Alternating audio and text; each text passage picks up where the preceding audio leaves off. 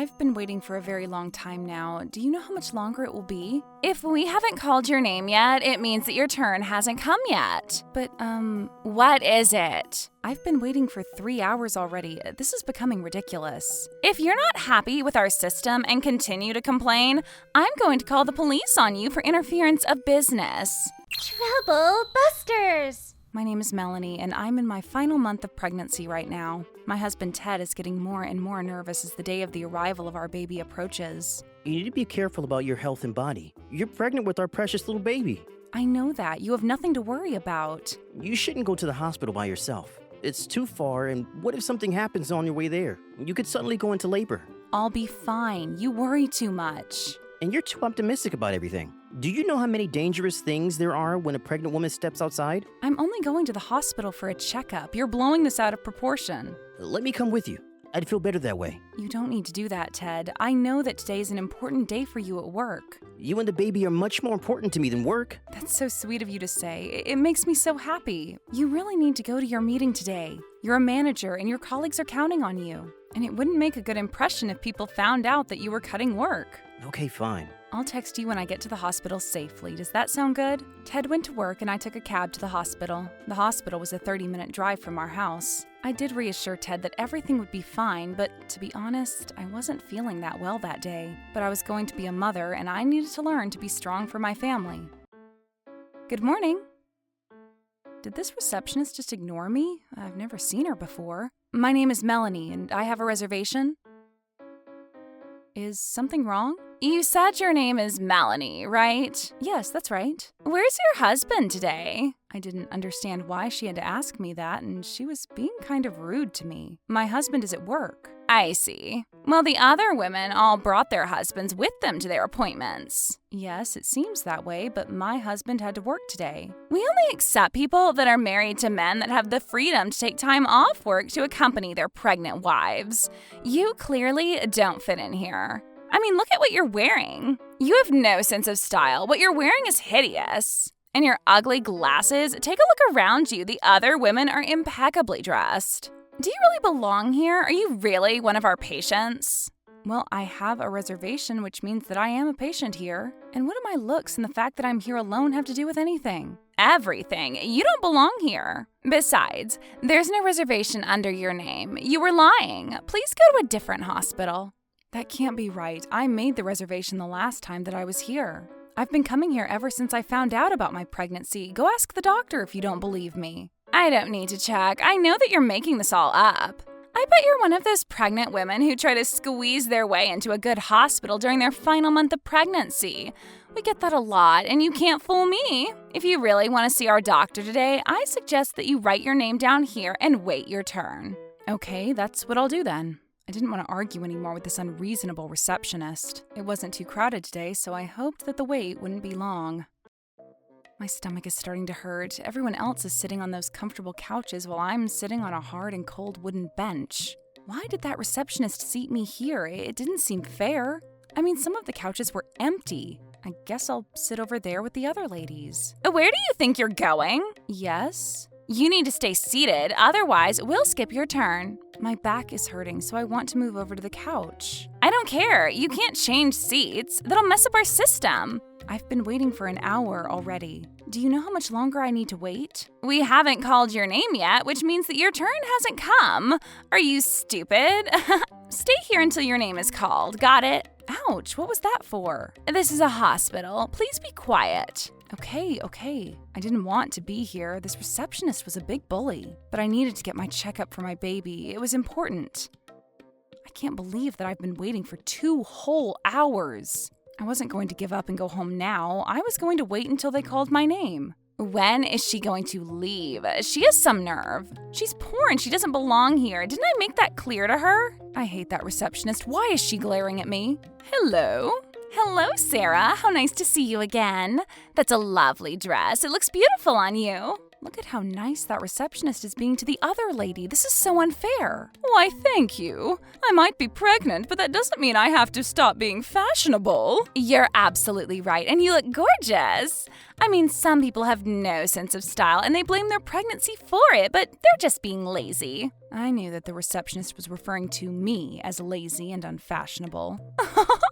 That's so funny. I'm sure there's no one like that here, though. Unfortunately, there is. Look behind you. Oh my goodness, how ugly. I've never seen anyone wear such a hideous outfit. She looks like the Michelin Man. I know, she totally does. I couldn't believe that I was being mocked at a hospital. It was a nightmare. By the way, I forgot to make a reservation for today. Can the doctor still see me, though? Of course, anything for you, Sarah. Thank you. My pleasure. Please have a seat on one of the couches. Was this woman going to see the doctor before me? This is so unfair. The receptionist is being mean to me because she doesn't like the fact that I'm here alone and we don't have the same taste in clothes. I had already been waiting for over 2 hours and I was starting to get tired. The receptionist was blatantly prioritizing her favorite patients and she was being very unprofessional. Many patients that came after me were being shown to the doctor right away. In the meantime, I was left to wait my turn. I had tears in my eyes. Why was this happening to me? I couldn't take it anymore. All this sitting gave me stomach cramps and I wasn't feeling well. I hoped that there was nothing wrong with my baby. I was certain that the stress the receptionist was causing me couldn't be good, though. I wished that Ted were here with me. I needed to be strong for my baby and stand up for myself. I should stop feeling sorry for myself and do something about this undesirable situation. But I wasn't going to forgive that receptionist. Troublebusters. Excuse me, what is it? I've been waiting for 3 whole hours now. You should have reserved if you didn't want to wait so long. I told you that I have a reservation, but you didn't seem to believe me. Your name isn't on the reservation list. Are you suggesting that I'm lying about this? If I find out later that I had a reservation and you overlooked it, this won't be the end of it. Don't blame me for something that hasn't happened. If you continue to pester me, I'm going to have to call the police. I'm sure that you wouldn't want to give birth in prison. It doesn't make sense that a bunch of women who came here after me without reservations have already been seen by the doctor. How do you explain this? They all had reservations, silly. You're lying. I heard them say that they came without reservations and you told them that it was fine. Whatever, you can't prove any of it. How many times do I have to tell you that a poor person like you doesn't belong at this nice hospital? I'm not the only one that overheard your conversations. You were being pretty loud, and there are others that can back me up.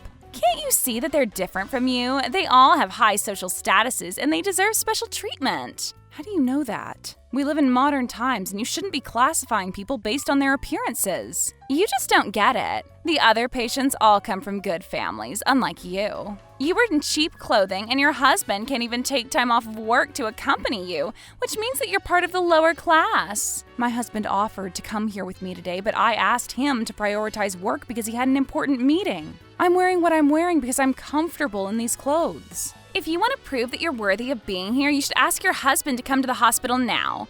Also, you should change into something more appealing. You don't seem to get it. You're not pretty to begin with, but some nice clothes could go a long way, even for someone like you. My conversation with this receptionist was going nowhere. Ariel, what is going on between you and Melanie? Luckily, my Dr. Allen came out to see what was happening. Hello, Allen. Nice to see you. It's nice to see you too. Is there a problem here? And also, how are you feeling today? I'm all right, thank you. I didn't see you today and I'm finished up for the day. What brings you to the hospital? Well, I had a reservation, but... Is that so? That's strange. It is, and I've been waiting for my turn for 3 hours already. That can't be. You should have said something to Ariel. She told me to wait my turn because she couldn't find my reservation. I told Alan all about the way that Ariel had treated me today. Hold on a sec. Let me check. I'll call the police for interference of business. Am I in trouble? Thank you, Alan. This woman was giving me a lot of trouble today. Let's send this wretched woman to prison. She's not going anywhere. You're the one going to jail, Ariel. What?